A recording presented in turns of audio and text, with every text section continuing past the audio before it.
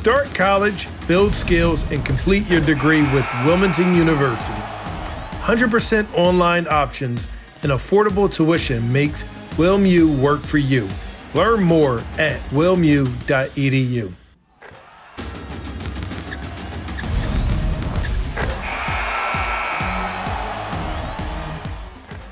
What is up? Glad you could join us on the Sixers Talk podcast. Danny Pommells, Noah Levick, Ben Barry, Noah Levick, Danny Pommells. How about the Sixers moving along in free agency, securing some players? The Summer League is well underway. Too bad we didn't get to see Chet Holmgren against the Sixers. Nonetheless, 2-1 are the Sixers in the Utah Summer League. Noah Levick is all over the action. Noah, great place to start. The Summer League, a game just completed as the Sixers got a W against OKC. Paul Reed has looked like a ringer, guys. Can we agree there that he has looked like someone who has dominated lesser competition and has shown a propensity to be one of these rotation guys in my eyes? But what are you seeing from the Summer League, Noah? Ben, what are you guys picking up on? Well, Paul Reed set a high bar for himself last Summer League with the 27-point, 20 rebound, I think like 4 steals, 4 assists performance. So he hasn't quite matched that, but he's done exactly what you'd expect. Sixers have been using him a good amount at the 4, and he's looked solid there. We know he's a versatile defender, quite capable on the perimeter. And I think the 3-point shot has maybe looked a tad smoother. He's knocked a couple down, and that's all encouraging. That's all positive. I don't think there's anything huge we want to extract from these games in July, but Reed, as we know, has been working hard to gain vertical leaping ability and to gain strength, and the skill level and energy and all of those qualities still also look quite good. It's been interesting that we've gotten to see a little bit of Trevelyan Queen, one of the Sixers free agent pickups, who's got a partially guaranteed deal in year 1. So, yeah, trying to figure out, does he have a spot on this roster, and what are his strengths, and, what might his case be for making the Sixers? Quite impressive, I thought, in the debut. Knocked down a 3 on his first touch and made some smart cuts. Showed he's a really speedy, athletic player who thrives in the open floor. This game that just concluded was a bit rougher for him. Turned it over 5 times. Had some struggles playing point guard in this particular spot. But he's an intriguing player, and we'll see what he does in Vegas. And then, of course, Isaiah Joe ensured the Sixers wrapped up their time in Utah on a high note. Knocked down this game-winning 3 against the OKC Thunder, and just continued to prove that he is truly an elite shooter, and the numbers have yet to match that in the NBA, but especially in this context of the Summer League, where many of these players are developing and the shooting is one of the weaker skills, we can see he's got a pure shot. He's very good at getting it off, and I think if he's going to carve out a role on the Sixers, that continues to be the obvious path. And good for him coming through in the clutch and ensuring they got this win over OKC here tonight. The Sixers clearly trying to go interchangeable here with some of their free agent acquisitions. And I bring up Paul Reed because a bit of a spotlight. Like you did say, we don't learn a whole lot from the Summer League, and you can't put a whole lot of stock into what you see. But one of the things that is coming to fruition or taking shape, I should say, is the Paul Reed, Charles Bassey backup option behind Joel Embiid, and Paul Reed playing well definitely speaks to that. Charles Bassey looked good from what I've seen as well. So it just speaks to maybe the Sixers leaning on those two as, fans that kind of clamored for last season to be the backups to Joel Embiid and them be given more of an opportunity. There are free agents out there, DeMarcus Cousins. I don't know if you saw the story on Aaron Baines and him working his way back into playing shape and whatnot. So there are players out there that the Sixers could bring in the fold. But are you guys of the ilk that you would want to go with the Paul Reed, Charles Bassey interchangeable experiment behind Joel Embiid next season? I'm more of a fan of it than the DeAndre Jordan experiment or some of the other experiments Well, we've Andre seen in the Drummond past. worked out really well though, but He worked out well, but Andre Drummond, he definitely worked out well. But he's not on the market. We talked about that the last spot. It was a little bit of hope that he would return to Philly, but for the most part, the Sixers' backup center options just not have worked well. Whether it was like Greg Monroe, who I feel like they found at a cemetery, or the Dwight Howard experiment. Even though Dwight Howard contributed a lot when he was in L.A. and returned to L.A., it didn't work out with the other former star the Sixers had on the court. I'm okay trying some of these young guys, a little bit more athletic, have a lot to prove over some of these stars that might be ring chasing or on vet minimum contracts. Yeah, I think there's nothing wrong if they go into the season as they are right now at center. And I think the reason you can feel a lot more confident about that is PJ Tucker. He's played center, he's done it well, he's up for any challenge, and he's just so much more capable of guarding big guys than the typical 6'5" player. So I think that gives you a lot of valuable insurance. And look, Paul Reed has already been a backup center in the postseason and not done badly at that role. I think it's valid if you still have concerns about his discipline and his ability to consistently be precise with the details, but I think he's moving in the right direction there. And I think he understands that his path to consistent playing time is just being solid and focusing on what he does best. So I think there's legit reason for optimism with Paul Reed. And we know Daryl Morey. These are two guys he took very late in the second round. These were picks in the 50s. And we all know he would be thrilled to see them succeed. It would look quite nice in terms of his draft track record. And I think there's nothing wrong with giving youngsters legit opportunities early in the season. And just the reality of the Sixers roster situation right now is I'm not sure, how they would carve out a spot if they were really high on some theoretical 35-year-old veteran out there.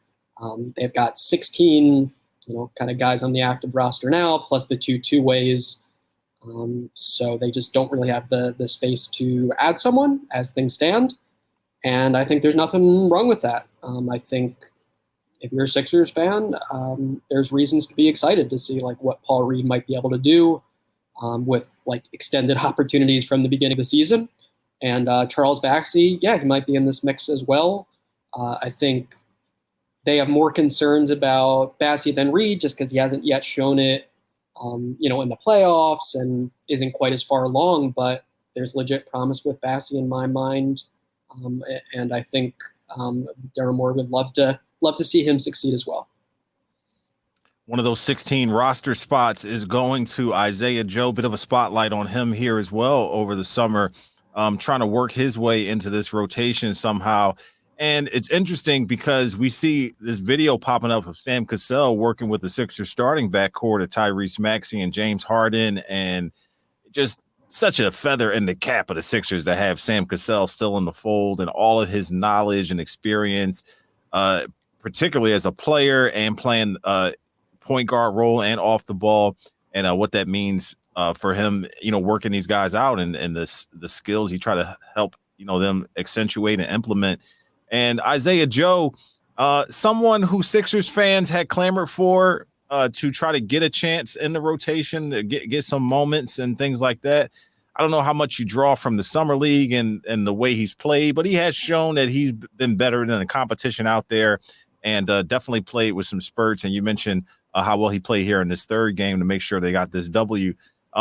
But is there room for him to grow? Does he have an opportunity to blossom here? Will there be more minutes in the rotation for him next season? Are you in the Isaiah Joe camp, Ben Barry?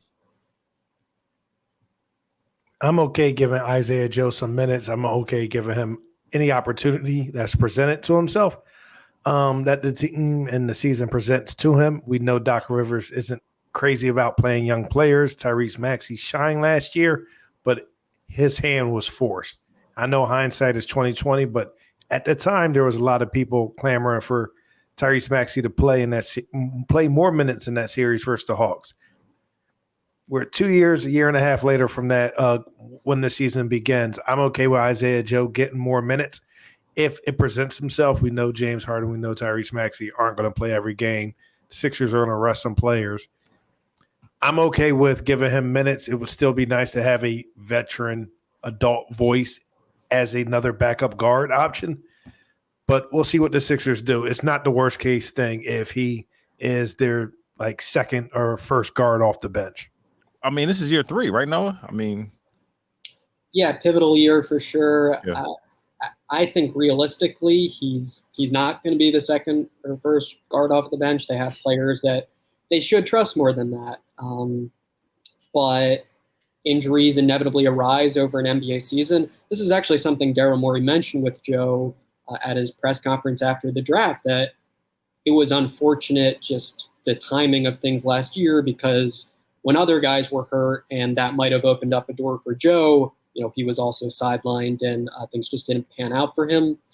But look, his number one skill is shooting, and he was 33% last year. So when the shots are open, he's got to make them, and he's got to generate them, not perhaps as well as he does in a summer league setting, but a little better than he has thus far in the NBA. And that doesn't mean making amazing plays out of the pick and roll or nailing step back threes, but being really sharp with the off-ball movement and not letting himself get pushed around.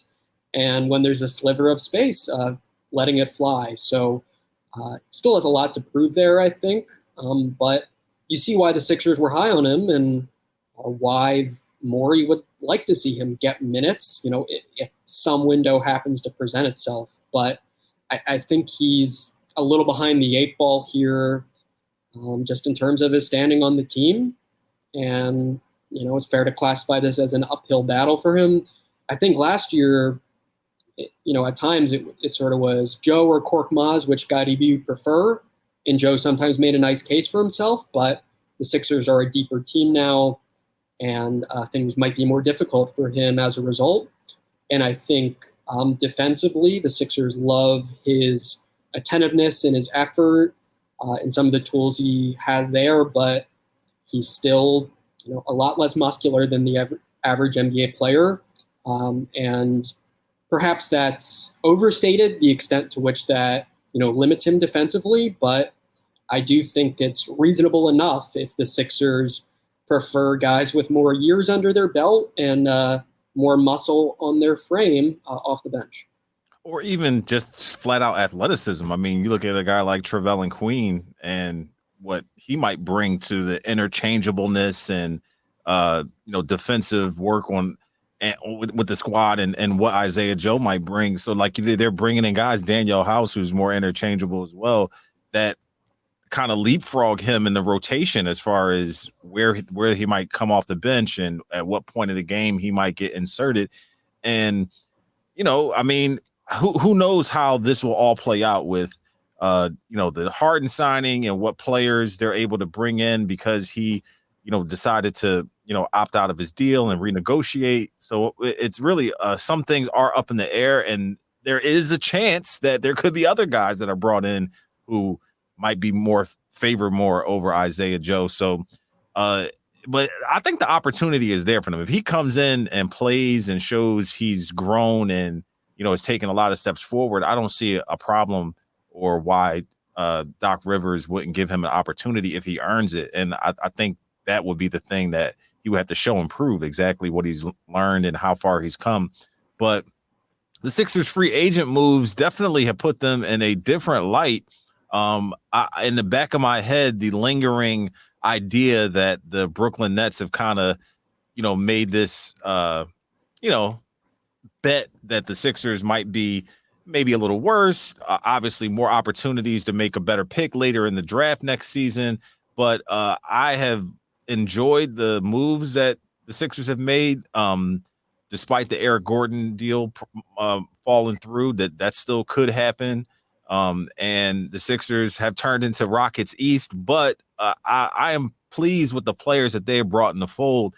I think where we want to shift to now is just how they stack up against the rest of the Eastern Conference and the moves that they've made. I think Brooklyn is a great place to start as they kind of implode, and Ben Simmons may be like the last man standing over there, which is really weird because he obviously hasn't even played a game for this organization, but seems to be the one marquee name that is going to be in the fold for Brooklyn. But have the Sixers moves changed the perspective of how you see them stacking up against the Bucks, the Nets, the Hawks and the other teams who might be in contention, the Celtics, obviously, Heat, that might be in contention there in the East?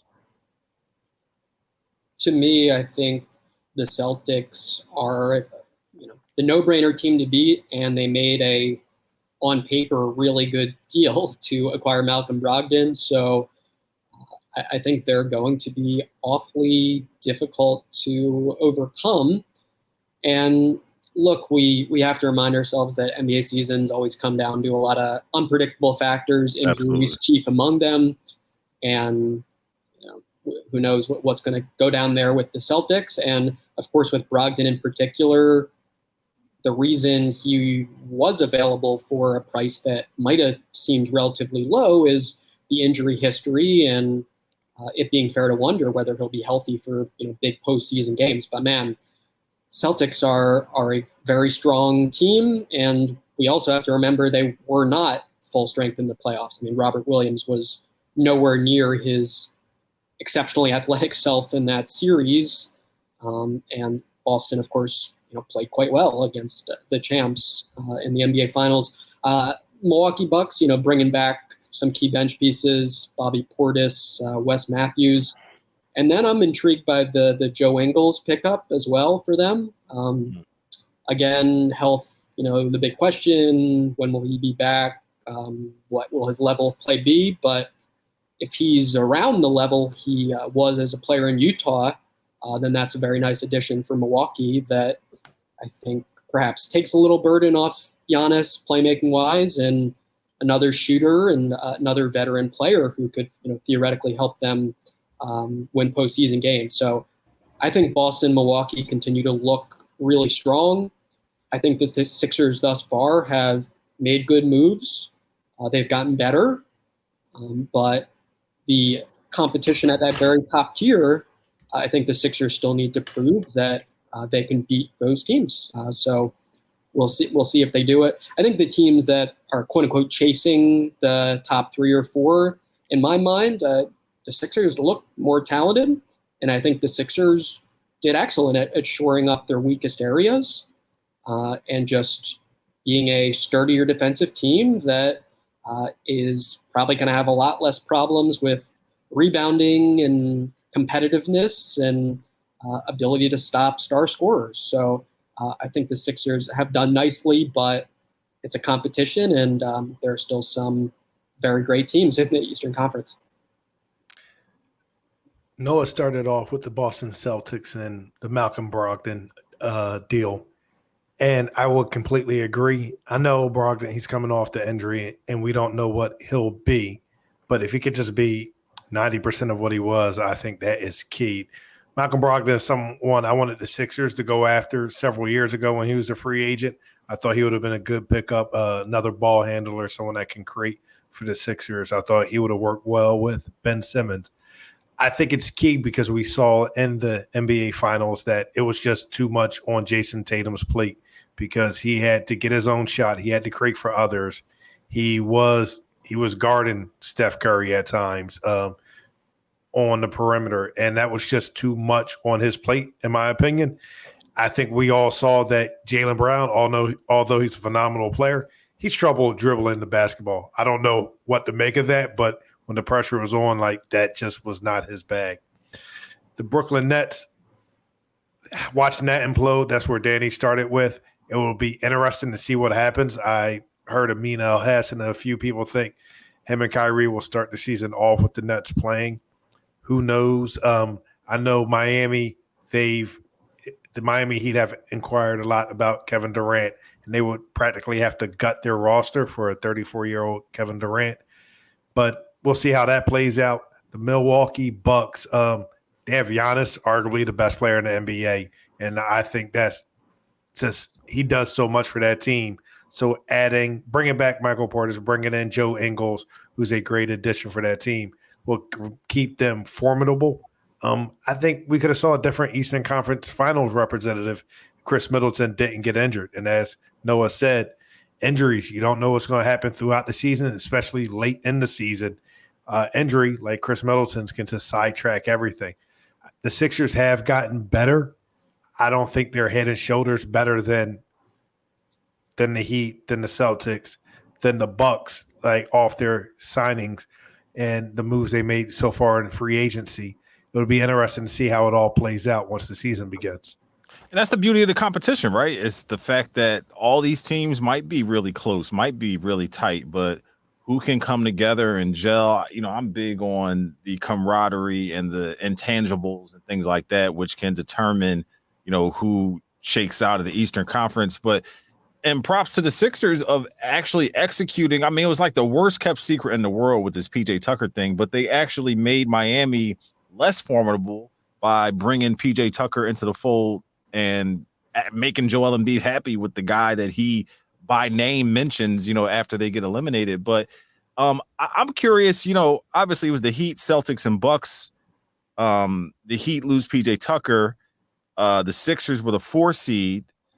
The Knicks signed Jalen Brunson, and the Hawks are able to trade for DeJounte Murray and keep John Collins. So is there a resurgence for some of these other teams who weren't in that top tier, top 5, top 4 teams? The Raptors right there, obviously, last season. Is there room for some of, you know, those lesser teams to make a leap forward because of the things they did in free agency? What do you feel about that? I personally don't expect it. To be honest, I don't think Jalen Brunson propels the Knicks single-handedly into the top tier of the East. I think Otto Porter, as we talked about, would have been a nice pickup for many playoff teams, and good for Toronto for getting him. But I don't think he's going to have a huge impact on the way this conference plays out. Yeah, I think Atlanta probably will be better next year. Again, contingent on like Clint Capella's health and Trae Young, you know, holding up throughout the entire season. But yeah, I think Atlanta will be better. I think the Sixers and the Bucks and the Heat, et cetera, are still better teams than them on paper. But yeah, it's nice at least that things have shifted a little. We've got some. What about Chicago? Chicago's an interesting one. They really started hot at the beginning of last year. They were able to re-sign Levine, obviously DeRozan, Vucevic, and his health. Yeah, I mean, just reading the coverage from the Chicago folks, I think the consensus is it was between a solid and underwhelming offseason. Like Drummond, you know, sure, they needed center help.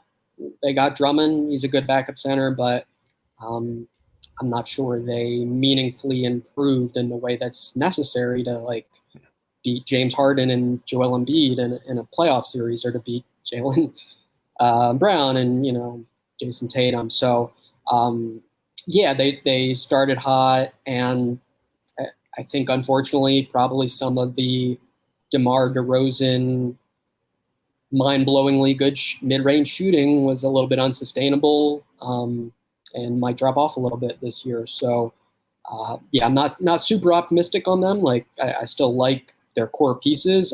Still think they'll be in the top 6 mix, but I don't see them being better than the teams they'll ultimately need to beat if they want to like win the Eastern Conference. Chicago was a nice team. They beat up on bad teams. They've really struggled with decent teams last year. They were fun to watch. It was fun to watch DeMar DeRozan, who all signs, if he played in a different era, I think he would get a lot more respect than what he does because he's such a good has such a great mid-range game. But they didn't have a good defense, and they struggle against the better teams in the league. Jalen Brunson, I know he played at Villanova. I know he's a local kid from over in Jersey. I'm happy he got his money. He secured the bag by going to the Knicks. That's not going to do anything for the Nets. I still don't think they're a playoff team. They were six games behind even making the play-in tournament. It might get people excited in New York, and maybe he'll love all the attention he receives, but I don't think it'll be too different than when Julius Randle first got there. Good player. He's not going to lead your team to the promised land and probably won't get far when those guys are your best players on the team. The Hawks, as what Noah said, making moves without giving up John Collins, that'll be interesting to watch. I think the Hawks definitely have one of the better backcourts in the NBA now. I think it'll be a lot of fun to watch and see how that plays out. I think one of my biggest things for the offseason for the Sixers was that I was hoping that they would get good enough or make enough moves and readjust the roster so that they could make sure that when Joel Embiid isn't on the floor, that they still have a viable unit. You know, you didn't quite feel, as much of the pain of Joel not being there when Ben Simmons was here because he was still, they still had a star, someone who was able to help, execute and facilitate and get everybody involved. And even though Embiid's scoring and his defense weren't there, you still felt like they had a cornerstone, someone who they would, you could put things in his lap and he would somehow perform or do something. So I think that, the objective I felt like that the Sixers should have into the offseason is to bolster the talent around this nucleus that they had of Harden, Embiid, and Maxey.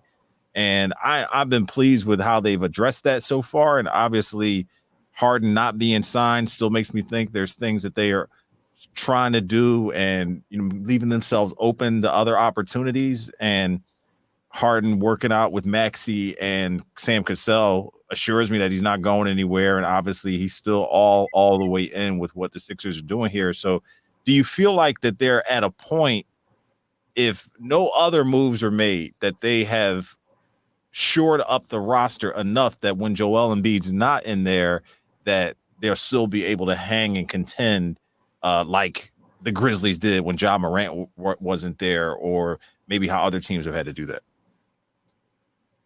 Probably not quite to the Grizzlies level where you feel that there are 14 playable guys on that roster, but man, there are a few more now. You're getting to the double digits, and you're getting to the point where you try to project the depth chart, and some of those one-way players that you lacked confidence in during the playoffs just won't be necessary all the time now. It's not difficult to envision games in which George Niang or Matisse Thybulle are not well suited, and therefore they just don't play. And there are 9 guys who handle themselves quite fine in a playoff setting. So, yeah, I think the Sixers' depth is better, their defense is better, their toughness is better. They checked all the boxes they wanted to. I think the main concern in terms of like Embiid-less lineups is shot creation and ball handling. Maybe a Shake Milton can help you out a little bit there. Maybe D'Anthony Melton, who's only 24 years old, can make some strides as a ball handler and a playmaker. But I don't think you have a lot of options that you feel great about as like pure shot creators and offense runners outside of your starting backcourt, which is very good. And you can try to stagger those guys to some extent. But I do think that's a valid question, just who's going to make the offense run in the half court in the situations where neither of those two are on the floor. But yeah, the roster is better. I think they should feel good about the work they've done. I don't think at this point they're desperate or expecting necessarily to do anything huge. I know, Gordon's been a buzzy name. I mean, as of a couple of days ago, my intel on that was it was unlikely that they were going to land Eric Gordon. And it seems like the draft was perhaps the night that might have went down. And now at this point, it just doesn't seem probable that Gordon is going to be joining the Sixers this offseason. Maybe it's something that we explore again, closer to the trade deadline and teams' incentives change, and a Gordon reunion might yet again be on the table there. But as far as their roster and their depth, they like it, and I think that's fair enough. But I think we also have to recognize that they got better, but remain an imperfect team, and they still need to prove they can get beyond the second round of the playoffs. But they've positioned themselves better to have a roster capable of doing so, I think. I think the roster is definitely improved. Everyone would agree with that. Shockingly, the Sixers were only going into the playoffs only 6-8 without Embiid last year. So not as bad as you would think. They still need the shot creation when he's not in the game, though. I think Harden having a full offseason to recover, staying here, working out. Are you invested in the idea that we'll get what the version of Harden we saw last season as more of a pass playmaker guy, or will he be more, unleashing his shot more? Like, which version are you invested in that we'll see? I would like to get someone that isn't as hesitant to shoot. Who knows? I will say, though, when Embiid's not in the game, he will be a lot more aggressive. He has to be. I think that has to be the consensus coming out of the front office and the coaches and the rest of the roster, to be more aggressive, more active late in games, especially in crunch time. So, and Maxey, hopefully he takes another step this year. PJ Tucker come in, be the adult in the room, add some toughness and things like that. If we can get the Tobias that was as consistent late in the season to return this year, and I think I saw Danny just roll his eyes because I didn't. Because how I feel about Tobias. I think that all those things mixed together make the Sixers more formidable when Embiid is either out for a game or taking a rest, and things won't just collapse. Yeah, I think just in a very broad sense, the way I most like this roster is it's not as contingent on everything you just listed working. I even look at the wings, Daniel House Jr. He's not like Matisse Thybulle, where he's a one-way player, and if his jumper's not falling or he's unwilling to shoot, that's going to be a huge problem. Like, he is playable, even if some components of his game are not firing that night. I think PJ Tucker, of course, is similar in that he has many ways that he contributes to winning, and scoring is not foremost among them, and that's okay. So I think the Sixers are just more well-rounded in that way, and they're more equipped to not fall apart when things start to go bad, right? And some of that's just mental and just has to do with being psychologically engaged and believing in yourselves when things start to go downhill. But a lot of it's the personnel. And if you have one-way players on your roster where it's legit to be really discouraged when their jumpers aren't falling, that's going to be problematic. And I think the Sixers are less of that sort of team now, and that makes them, improved in a really important way. After that final game of the playoffs, would you have bet that Matisse Thybulle would not be on this roster at this point? I would have got in on that action. I wouldn't have said it was a certainty, but I think, as I pointed out on previous pods, and having two-way players, like Matisse is a phenomenal defensive player, but he's a zero on the offensive end too often, and you need it. You need help on that end. So after the sitting and against Toronto before the end of the season because of the vaccine, his vaccination status, then in the playoffs, and he never really got back on track. I wouldn't have been surprised if he got moved. He was the plug-in starter for several games last year. Like, I don't even know if. Yeah, was. It's like three other guys I will play before I even went to Matisse. Right. It was, I think, like the penultimate game of the regular season snapped a streak of something like 25, I want to say, starts in a row. And many of them, honestly, had included positive offensive moments. many of which were created by James Harden. That great pick and roll game they had. Yeah, little small pick and roll promise, and the 3-point shooting with Harden was around 40%, which is not bad. And I think you can't overstate the extent to which that cratered his season and just led to this deep loss of confidence. And it's extremely unfortunate for him and for the Sixers. But I think we all knew that Daryl Morey would deeply explore the Matisse Thybulle trade market, and it's probably fair to assume that is not done, and that maybe if that might be on the table again in January, February. But as of now, he's on the roster, and at least the positive aspect of that is you don't have to rely on him as much on paper, which is definitely nice for the Sixers. Yet again, we will wait and see where the jump shot is at, and if he has made meaningful development here. But at least the Sixers don't have to be holding their breath that he has. Hey, we will always hold our breath for you out there, listeners and viewers. We appreciate you tuning in. And maybe Matisse comes back and he's just like ripping the rim off and flying through the air and like hitting three. No, maybe not. Maybe here and there. We'll see. All right. We will be here every step of the way with all your knowledge, information about the Sixers. We appreciate you tuning in. For Noah Levick and Ben Berry, I'm Danny Pommells. We're brought to you by Wilmington University. Wilmu Works. We'll see you next time on the Sixers Talk Podcast.